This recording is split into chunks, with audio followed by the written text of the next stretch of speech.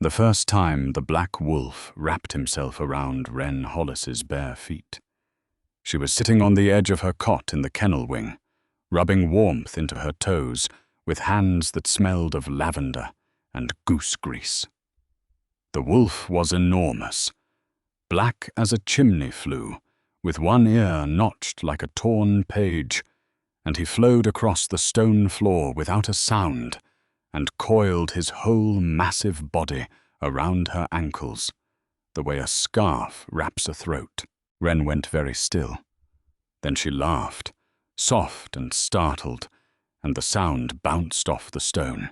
What she did not know, what she could not possibly know, was that the wolf currently warming her feet like an oversized hearth dog was Theron Black Vein, Alpha King of the Iron Court, the man whose name made war councils go quiet, man who had once stared down a rival alpha for 11 minutes without blinking until the other wolf rolled over on the floor of his own great hall. That man was now pressing his ribs against a kennel girl's cold toes and thinking, with the full weight of his royal intellect, the floors are cold.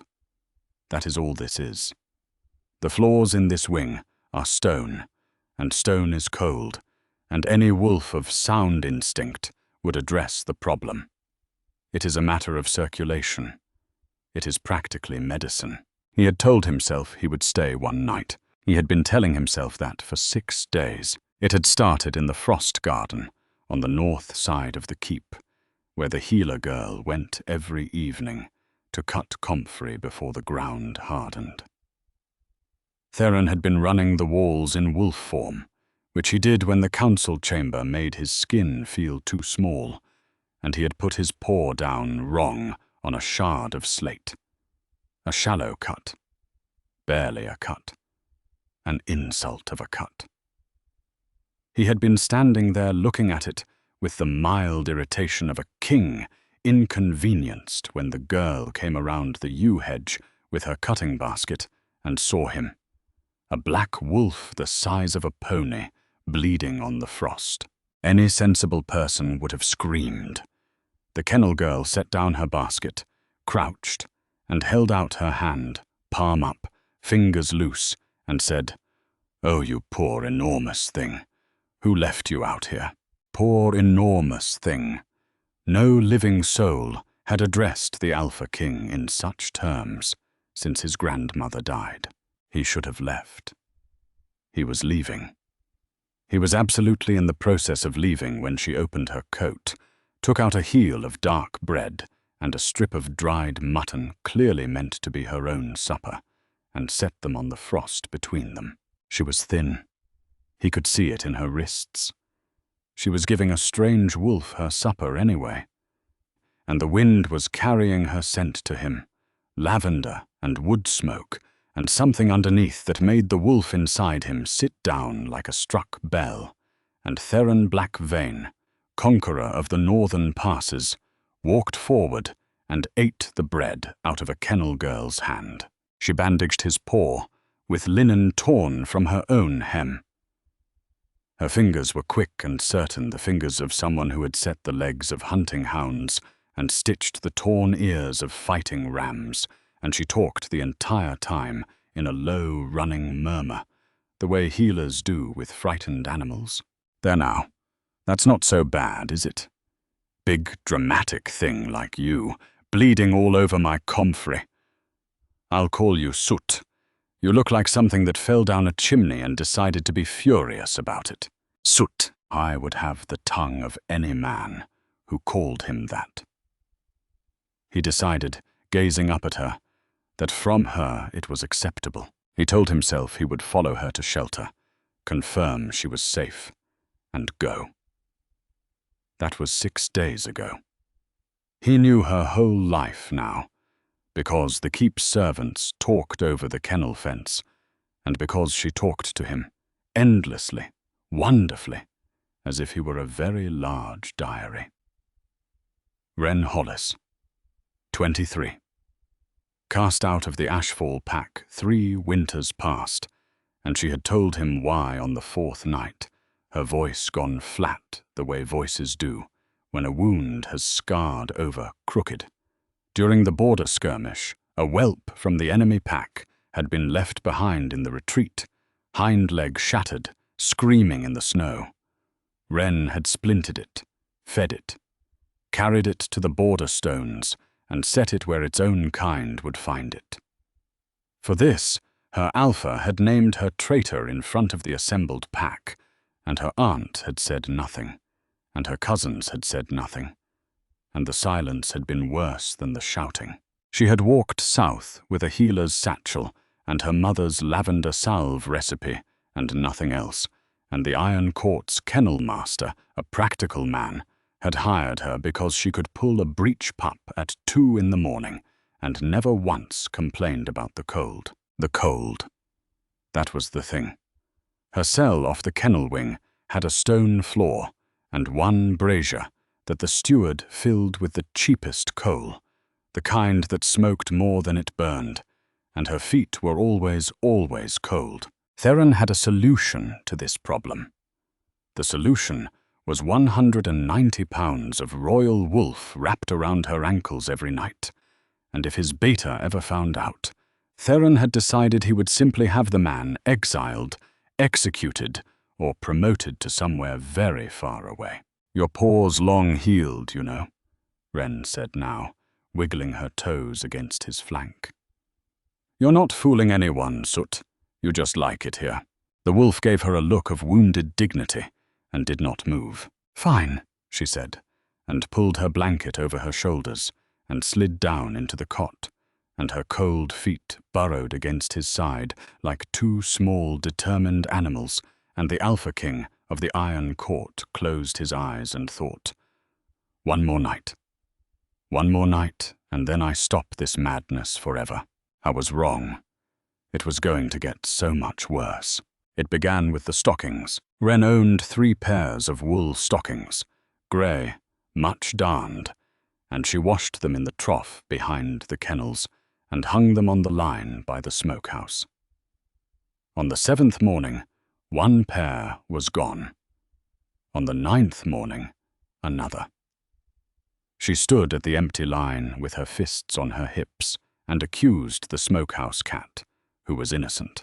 The stockings were, at that moment, in the private chambers of the Alpha King, in the bottom drawer of a campaign chest that had once carried battle maps, and Theron stood over them in human form at dawn, freshly shifted, appalled at himself. There was an explanation. The wolf had taken them. The wolf, that low-born, sentimental idiot who lived under his skin, had trotted past the smokehouse, caught the scent of lavender and her. And the next thing, Theron knew he was standing on his own balcony, with wool stockings in his mouth, like a common thieving hound. The wolf's position on the matter was clear and unrepentant. Hers. Ours now. Soft. Smells right. "We are a king," Theron said out loud to his own reflection in the window glass. "We do not steal laundry."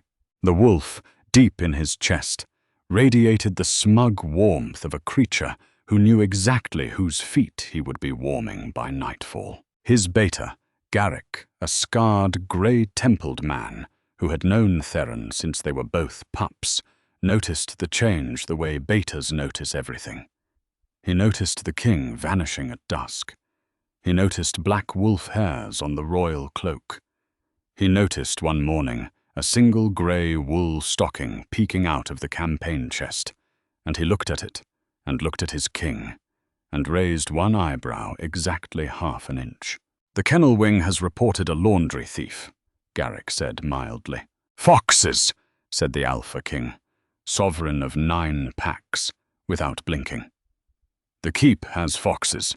"Foxes," Garrick repeated. "Large ones. Post a notice. And Garrick." Theron turned back to his papers. "The kennel wing braziers.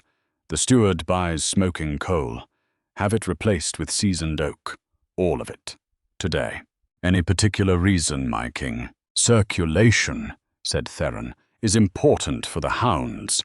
And Garrick, who had watched this man take a spear to the shoulder without changing expression, walked out of the chamber and laughed silently into his fist for a full minute in the corridor. Then came the gifts, because the wolf, having secured her feet and her stockings, decided the female must be provisioned. The first gift was a pheasant, a whole one, frozen stiff, deposited on her doorstep with enormous pride. Wren plucked it and stewed it and shared it with the kennel master, and told the wolf he was a gentleman, and scratched the notched ear until his back leg thumped the floor. And the Alpha King's dignity died a small death and did not even mourn itself. The second gift was a problem. The second gift was a goblet. Gold, stemmed, set with garnets, lifted from the royal treasury by a wolf who had decided that pheasants were insufficient tribute for his female. And when Wren opened her door and found it gleaming on the stone, she made a sound like a kettle and snatched it inside and paced her cell with it wrapped in a rag. "Soot," she whispered, wild-eyed, to the wolf sprawled across her cot as if he owned it, which in every legal sense he did. "This is the king's mark on the base. This is the king's. They hang people. Where did you get this?" The wolf looked at the ceiling. "You have to take it back. Can you take it back? Do you even understand me? Oh, saints, I'm asking a wolf to return stolen treasury goods." She smuggled it into the treasury corridor herself the next morning, hidden in a basket of liniment jars, sweating, rehearsing excuses, and left it on a window ledge where a guard would find it. The guard did find it. The report went to the king. The king read the report of the mysteriously returned goblet with a completely straight face and said, "Curious, no investigation needed." And Garrick did not even bother raising the eyebrow this time.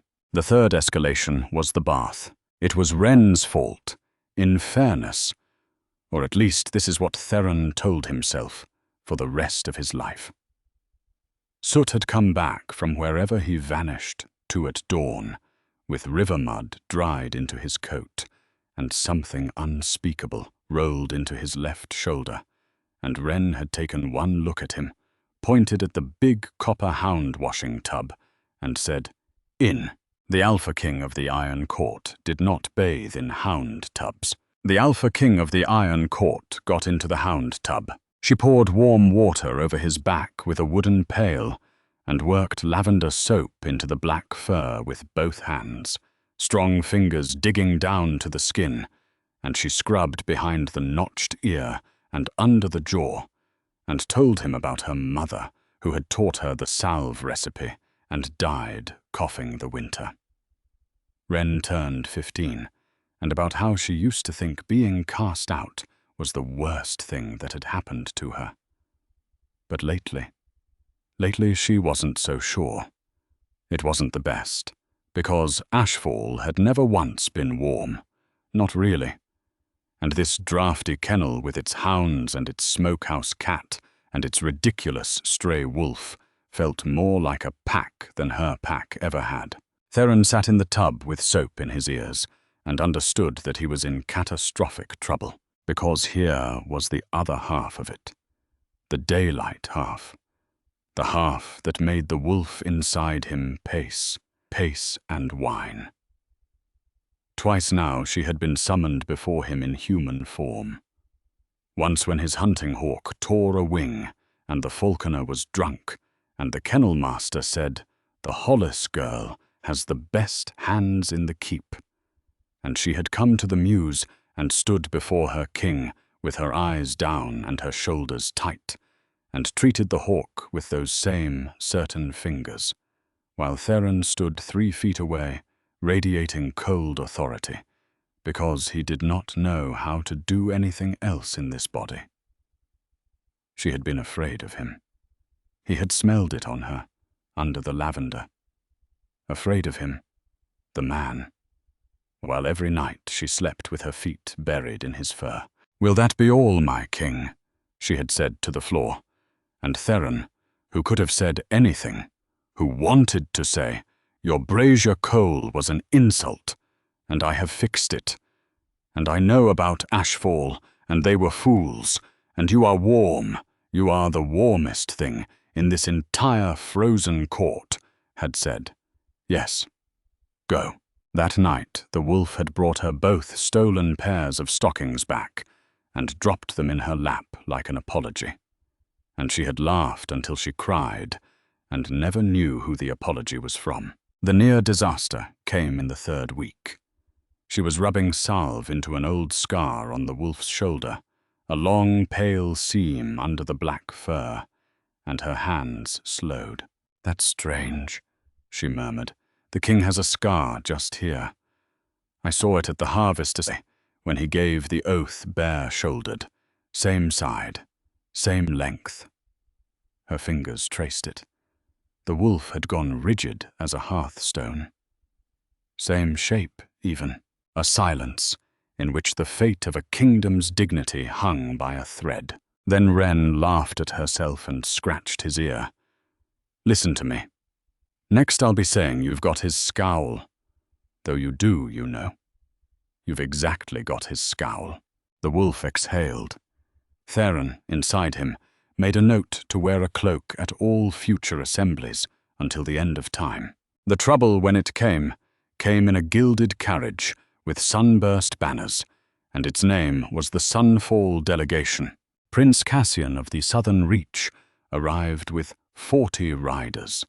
His sister, the Lady Seraphine, and a trade proposal that everyone at court understood was a marriage proposal, wearing a trade proposal's clothes. Seraphine was beautiful the way frost is beautiful, silver blonde and precise, and the council wanted the match the way drowning men want rope.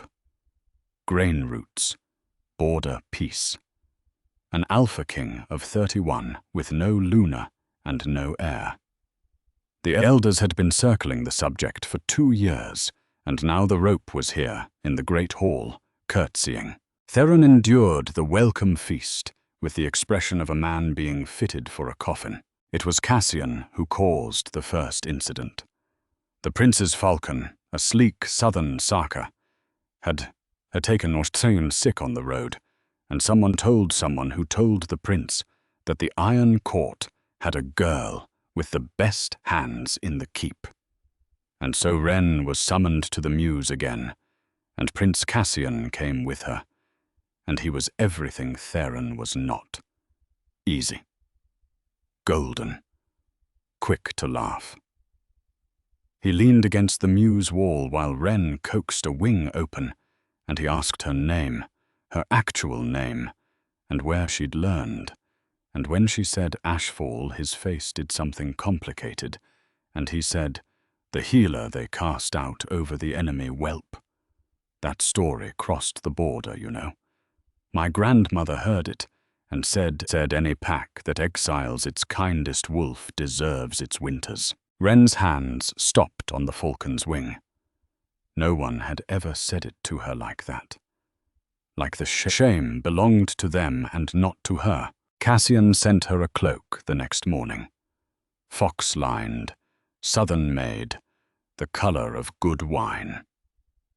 It was the finest thing Wren had ever touched, and she stood in the kennel yard holding it, and not knowing what to do with her face, and high on the wall walk.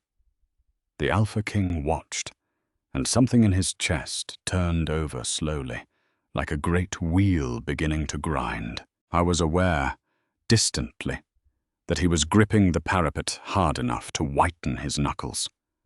He was aware of Garrick beside him, saying something reasonable. What he was mostly aware of was the wolf, who had stopped pacing and gone very quiet and very simple. Mine. She is mine. I is a stranger, and she is mine, and he does not get to make her warm. That is my task. Mine. My king, Garrick said carefully. You've broken the mortar." Theron looked down. A piece of the parapet had come away in his hand. He set it down with terrible precision. "Send the kennel healer a pair of winter boots," he said, "fur-lined. Best the cobbler has.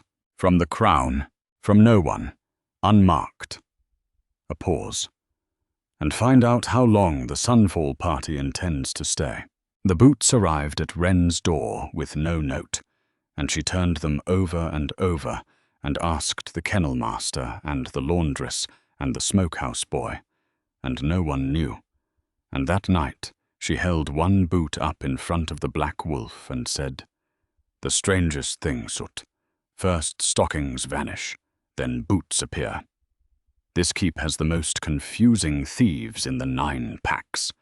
And the wolf looked extremely pleased with himself for no reason she could name. Cassian's glove was found the next day in the mews, shredded to ribbons with almost surgical thoroughness. The prince's men blamed the falcon.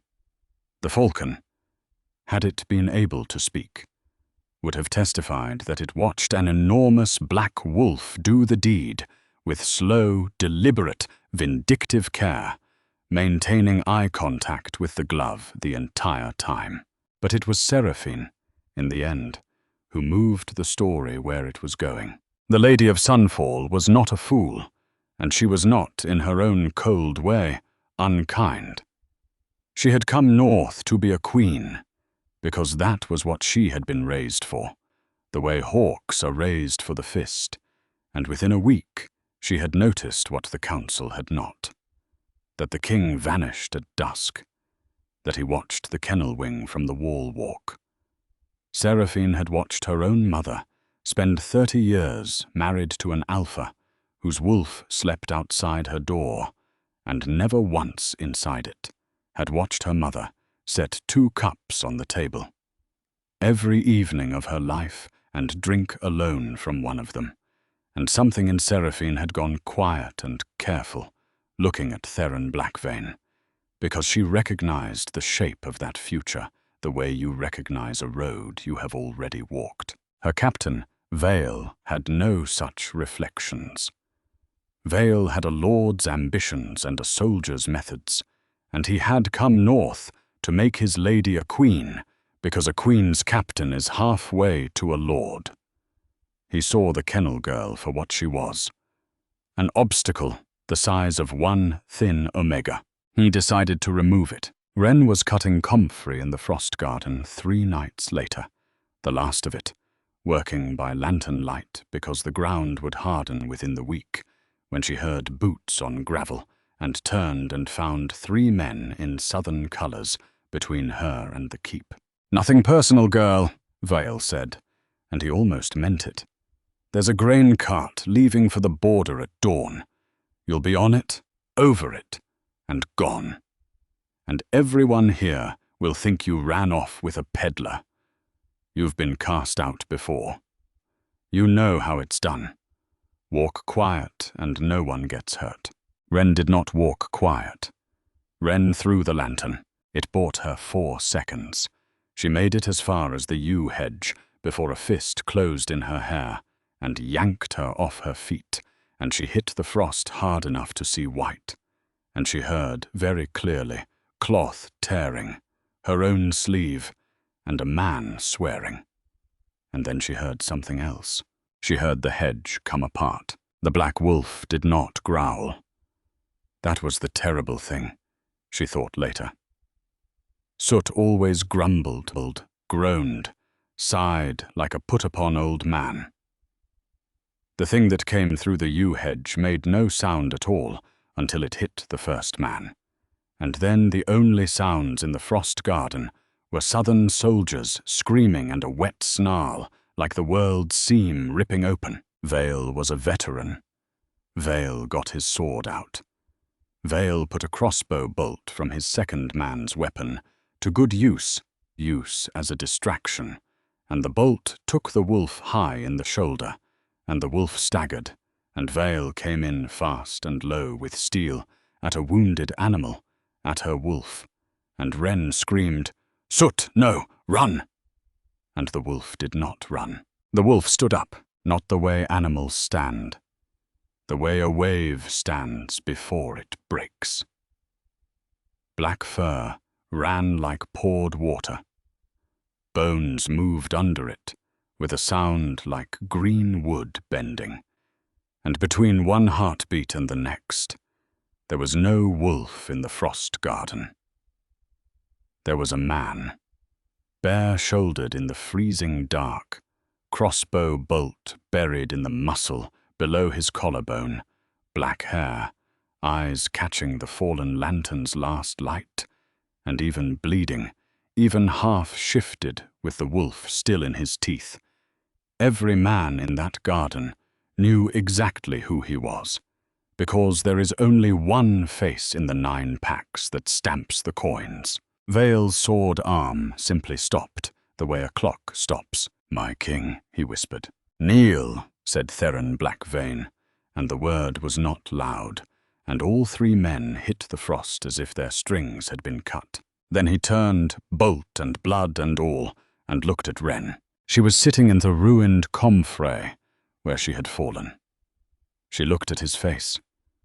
She looked at the scar on his shoulder, the long pale seam, same side, same length, same shape, bright in the lantern light beside the black fletching of the bolt. She looked at the way he was standing between her and the soldiers, exactly, precisely, the way the wolf had slept between her cot and the door every single night for a month. "Wren," he said, her name in his voice for the first time. "You ate my supper," she said. Her voice came out very small and very strange. "In the frost garden, that first night. That was my supper, and I gave it to you, and you're the king. Wren, I bathed you." Her voice was climbing now, gaining color the way a fire catches. "In the hound tub, with the lavender soap. I scrubbed your ears. I told you about my mother. I told you everything. I told you things I've never said out loud to a living soul, because you were a wolf, because you couldn't, because it was safe. And you sat there in my cot every night, listening, you absolute, you enormous, you king."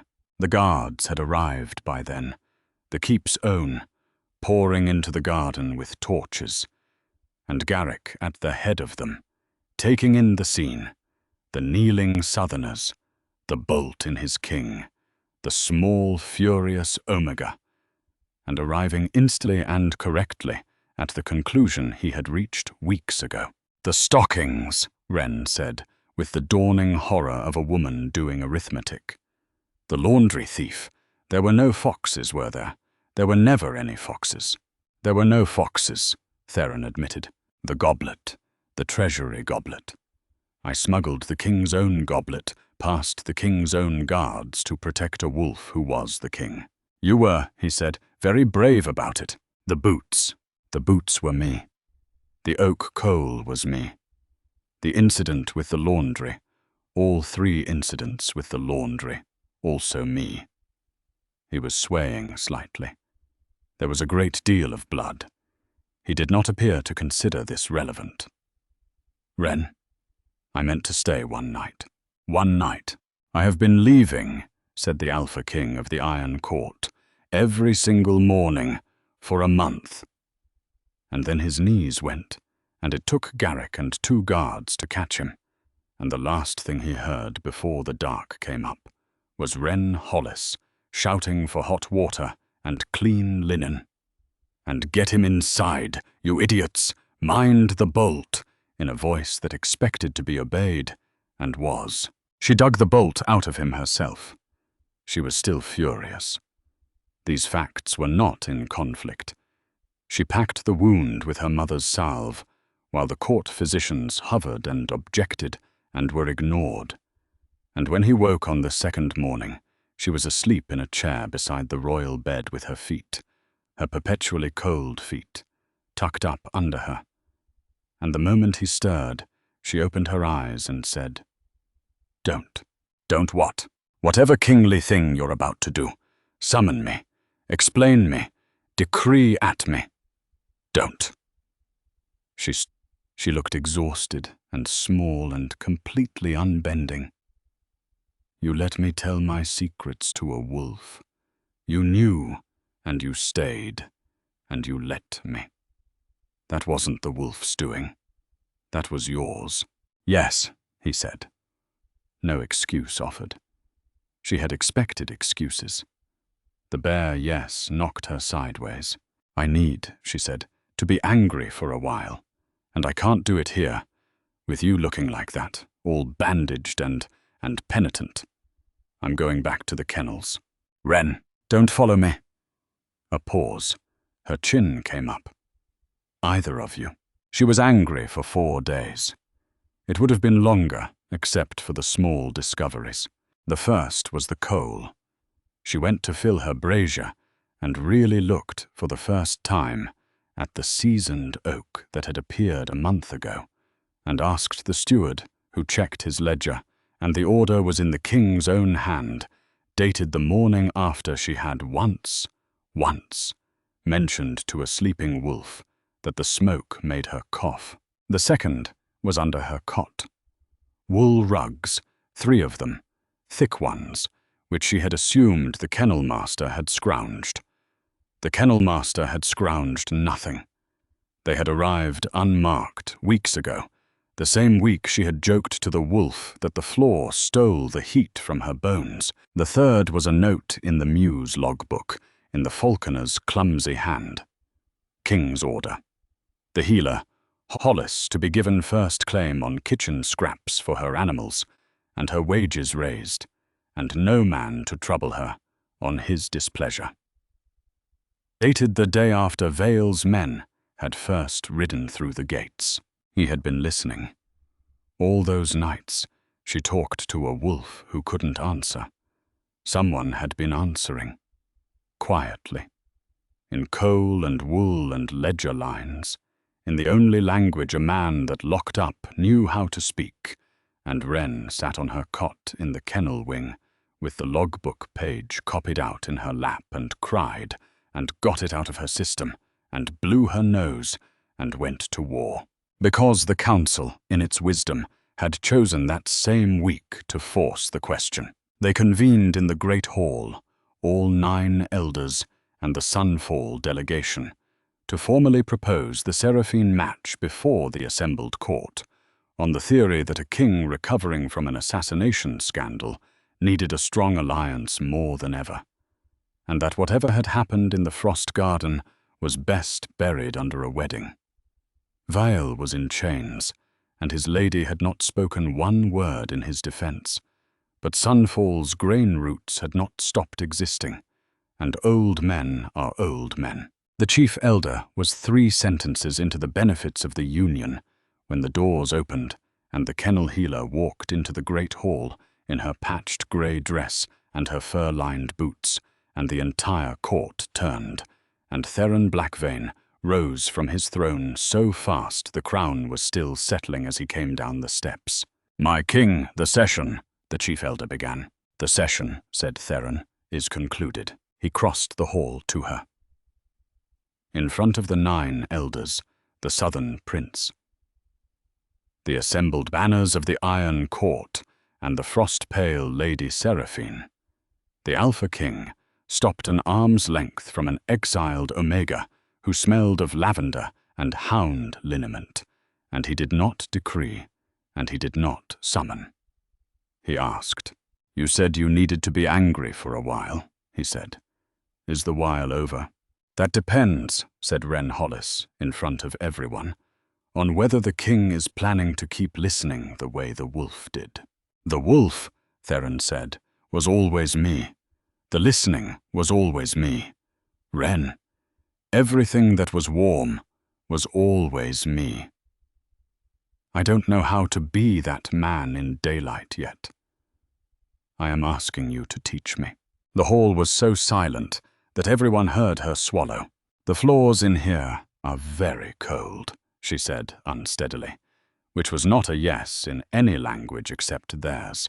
and Theron laughed, actually laughed, a sound the court had not heard from him in a decade, and turned to face his people with his hand held out behind him, open, waiting, until her fingers landed in it. "Mark this, all of you," said the Alpha King, and now the voice was the coin stamp voice, the one that moved armies. "This is Ren Hollis, cast out of Ashfall for mercy, which tells you everything about Ashfall and everything about her. She is my mate. She is mine, as I have been hers since she fed a stray wolf her own supper in the frost. She will be your Luna and your queen, and the pack that scorned her may reflect on its judgment from the far side of my closed borders. Does any wolf here contest it?" No wolf there contested it. It was Seraphine who broke the silence, which no one expected. The Lady of Sunfall rose, smoothed her silver skirts, and inclined her head to Ren with flawless southern courtesy. "My captain acted without my knowledge, and he will answer for it under your law, not mine," she said, and then quieter, in a voice that only carried to the first few rows. "My mother set 2 cups on the table every night for 30 years, and drank alone from one of them. I came north for a crown. I find I would rather go home than wear one at a table like hers." She looked at Ren, and for one moment the frost in her face cracked and showed something underneath it that was almost kind, or almost grief. "His wolf sleeps at your feet, kennel girl. Do you have any idea how rare that is? My father's never once crossed my mother's threshold. Keep yours warm." Then she gathered her brother, who bowed to Ren with genuine cheer, and murmured that the North clearly had the best hands in the 9 packs. After all, and the sunburst banners went home, and the grain treaty got signed anyway, because Cassian, it turned out, liked the story too much to spoil it. Vale went to the border in chains. Ashfall's Alpha sent a letter, months later, full of careful words about reconciliation, now that circumstances had changed. Ren read it twice, filed it in the brazier, and warmed her hands over it. And that was the whole of Ashfall's redemption, because some packs never learn, and she had stopped needing them to. The mating ceremony was held at the first thaw, and the whole court smelled of lavender for a week, and that is where a lesser story would end. This one ends in the kennel wing, because the new Luna of the Iron Court still went down there, most evenings, to check on the pregnant bitches and rub liniment into the old boarhound's hips and argue with the smokehouse cat. And on one such evening, a year and a season after the frost garden, she sat down on her old cot in her old stone cell, now absurdly furnished with 3 wool rugs and a brazier of seasoned oak, and pulled off her boots to rub her feet, out of pure habit, though the royal chambers upstairs were the warmest rooms in the keep. And an enormous black wolf, with one notched ear, flowed through the doorway, without a sound, exactly as he had that first night, and coiled his whole massive body around her ankles, and heaved the deep put-upon sigh of a king performing a sacred duty, and laid his heavy head across her knees. Ren scratched the notched ear. The back leg thumped the floor. Down in his chest, the wolf rumbled, low and constant, like a hearth. "Your paw's long healed, you know," she said softly, to the wolf, to the king, to both of them. "You're not fooling anyone. You just like it here." The wolf pressed closer around her feet, which were, for the record, perfectly warm. "The floors," said the Alpha King's wolf, in the only way a wolf can say anything, with the whole weight of his body wrapped around the only pack he had ever chosen, "are cold."